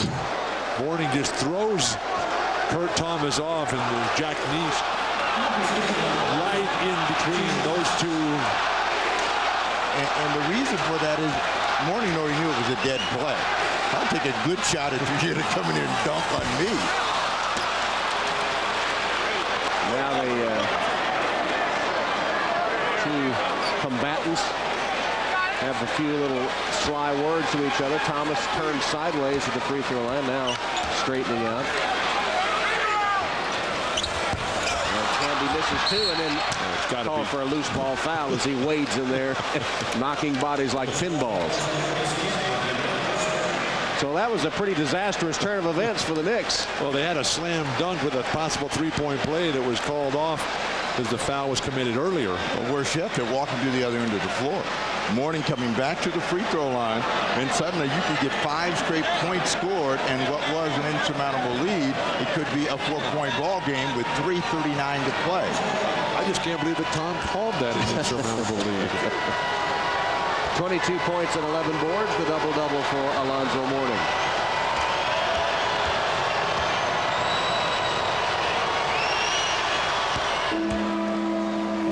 There's no such thing as an insurmountable lead when the Knicks and the Heat play. Remember yesterday, and Pat Riley told us, you know, this is Madison Square Garden, and I just love being in this place in tight games and in situations like that. He's loving it right now because he thinks his team is on the way back. Second free throw, no good. Ewing just in, takes the rebound. Riley saying situations like this make him realize this is exactly what I want to do, and it's an exhilarating time for coach and team, and he says they have all summer to rest. No museum here today as Sprewell draws the double team, freeing Ewing. Tried to give it inside to Camby, instead sails it out of bounds. New York turnover. A decision here by Van Gundy to come with a fourth quarter down the stretch lineup of Marcus Camby instead of Larry Johnson. We'll have to see how that plays out. He was criticized soundly after game 1, which the Knicks lost in Miami. And in game 3, which they lost in overtime, Camby indeed was on the court instead of Johnson. Mourning, there's that long jump shot. It rolls out. Mourning once again, though, has gone away from driving toward the basket. Well, he was fighting the clock that time, so he got a shot in the air, and as lucky as the one that went in, this one was unfortunate not to stay. Knicks fighting the clock now. They're starting to get real tentative. Pin on the clock, turnover, Sprewell. Marley with a steal. Carter back to Marley for 3. Short. Mourning with a strong rebound is hammered by Camby. Ewing just can't move laterally. If the ball doesn't come right to him on the defensive backboard, it's just so hard for him to get anything as Tim Hardaway looks on and tries to will this ball into the basket, but no chance whatsoever as Alonzo Mourning just too quick with the great footwork. Little body English from Patrick. Marcus Camby committing his 5th foul puts Alonzo Mourning back at the free throw line. And once again, Alonzo misconnecting on the free throw. 2 missed free throws in a row for Alonzo Mourning. Tough to make a comeback. He'll be at the line for shot number 2 when we return to the Garden. 2:28 left, fourth quarter. New York leading Miami 84-79. New York with 3 timeouts left. Miami has 2. And Alonzo Mourning will be at the free throw line. He's missed 2 free throws in a row. Leading scorers in the game. Mourning tops all with 23. He scored 7 of Miami's last 9 points. Well, let's remember this. He closed the game out in game 1 by scoring 8 of their last 10 points in that ball game, and they're going to Mourning right now. Van Gundy's got to tell his team, loosen up, play through. Missed them both, did Alonzo Mourning. 2 crucial free throws, and neither one goes in for Alonzo. Jeff Van Gundy has come back with Larry Johnson, putting Camby on the bench. For more offensive spacing of Sprewell, he's taken this. But every time they've gotten the ball over there, they haven't gotten it in the air. At least they get this one up. Ward saved. Ewing kept it alive, and Ward went airborne to save it to Sprewell. And some offensive rebounds from Ewing, from Camby, from Kurt Thomas, really giving the Knicks a huge lift. Charlie Ward has 7 rebounds. He's done everything today.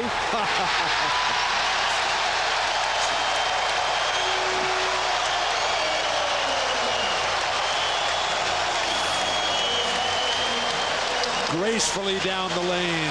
First it was Tim Hardaway that couldn't contain him. Now it's Anthony Carter. Alonzo Mourning, the league's leading shot blocker. Does he even have a block today? He has 1. He has 1 block. has had no success whatsoever with the high teardrop by Charlie Ward. How long has it been since Charlie Ward got a standing ovation at the Garden? He just did, even though he missed the free throw. He came in with 4 minutes, 15 seconds left, and he has all 4 New York points since that time. And they need that breathing room that Charlie Ward's trying to give them, because all the Knicks in white are real tight. Jamal Mashburn, tough shot. Alonzo Mourning, a tougher rebound, and he jams it home. He just took that right away from Patrick Ewing. 25 for Zoe and 14 rebounds.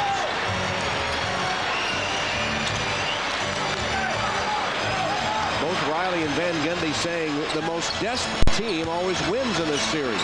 And usually the team coming off a loss is the most desperate. But the man of the hour is Charlie Ward. What do you think this is, the Orange Bowl? When Charlie Ward starts creating his own shot off his own dribble, he scored the last 6 points for New York. The Heat trailed by 7. Charlie Ward doing it again, and we'll be back to New York after these messages from your local station, the NBA on NBC.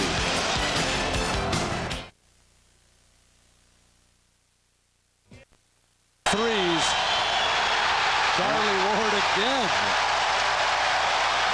Pass too tall for Mourning, and Ward is always in the right spot, it seems. During the last timeout, the crowd chanted for the entire 2 minutes. Charlie, Charlie, Charlie. Charlie Ward has made it happen on broken plays. There's the exclamation point. That's a heat check right there. Oh, Alonzo Mourning, offensive foul with the big pick on Sprewell.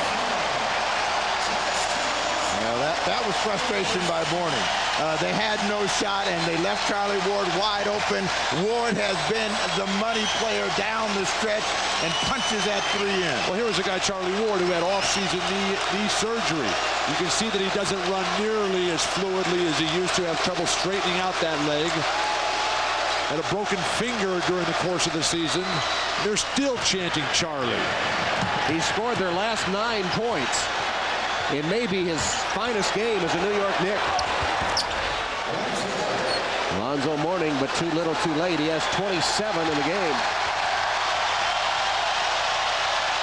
There it is. Now the sense of desperation shifts back to the Miami Heat, who still have home court advantage. Best 2 out of 3. Game 5 will be on Wednesday in Miami, with the series now tied at 2 wins each. 91-83, New York wins. Back to talk to the star of the game in just a moment. Here we are even now. Still got a lot of battles to fight.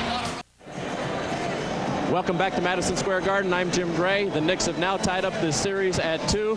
91-83, the star of the game, Charlie Ward. He scored the last 9 points in the last 4.5 minutes for the Knicks. What ignited you, and was this your best game as a pro? Well, I'm very grateful. I thank the Lord for everything. You know, my son is here today, first time, and I'd like to wish my mother happy Mother's Day.